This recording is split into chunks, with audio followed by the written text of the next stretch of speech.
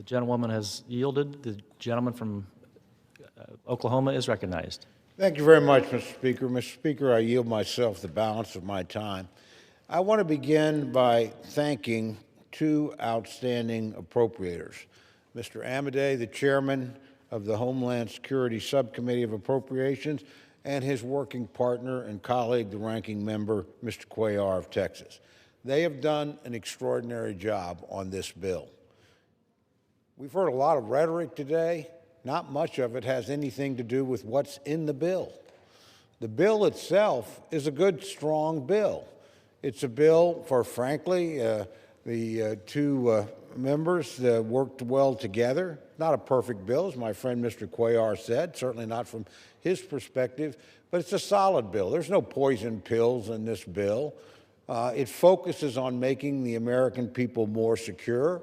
It does so economically and efficiently, and it does so in a way that honestly should make every member of the committee proud. This is a difficult bill to bring forward, no doubt about that.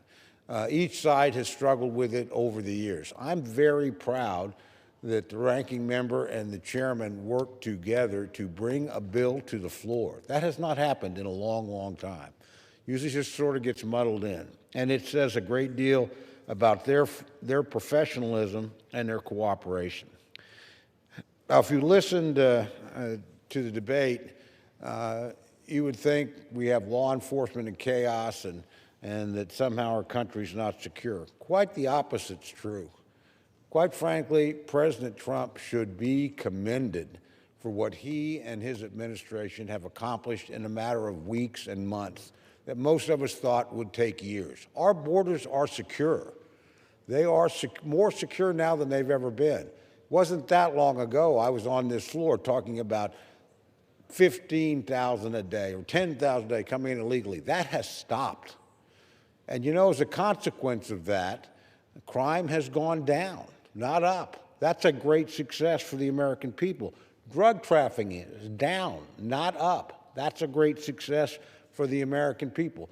The scourge of human trafficking, the exploitation of usually young women and young men has been dramatically lowered. That's thanks to President Trump, the people that he's put in charge of our border security and our internal security, the hard work of our Coast Guard. You know, there's a lot in this bill that has nothing to do with ICE. We fund the Border Patrol here. Are we supposed to not pay those men and women that have kept us secure? We fund the Coast Guard, which, as my friends point out, and the distinguished chair of this committee pointed out, has been refocused on some of the maritime security issues, particularly relating to foreign adversaries as far away as China. This bill deals with FEMA, the Federal Emergency Management Agency. You're voting against this bill, you're voting against to fund the people who will help you in a hurricane and a tornado or a disaster of some sort. Why in the world should they be penalized? So I think we should look at the bill in its totality.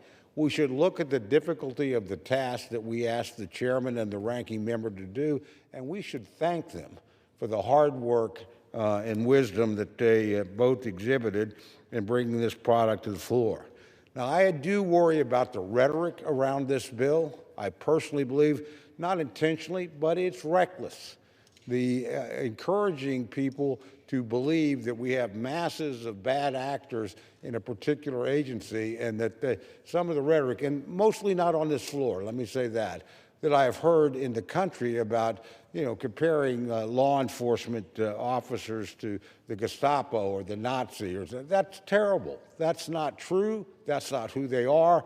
That's not what they do. And that kind of rhetoric, when we hear it and wherever we hear it from, is dangerous and reckless and wrong.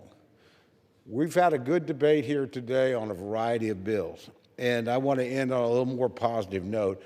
Again, I want to thank my friend, the ranking member. We don't always agree on everything. This bill is probably an example of that.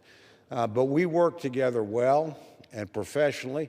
And it's one of the reasons we can consider this bill separately is my friend made that request and made it very convincingly to me. And I know she's a person of good faith, and I want to work with her wherever I can. And again, I want to thank her for her friendship and her leadership. We will not agree on this matter today, on this particular item, but there's much, much more that we agree on than we disagree on. And we would not have gotten to this point without working together. But having said that, I do think this is pretty clear, Mr. Speaker. The right thing to do here is to fund the people that protect America, that defend our borders, that help us in times of disaster, and yes, who find criminals who have come into the country illegally, committed crimes, and make sure they're expelled. That makes America safer and better and more secure. And I thank the President and his administration for doing that, and I think we should rally around them and show our support for what they've done by passing this legislation. So I urge my colleagues to support this bill, and I yield back the balance of my time.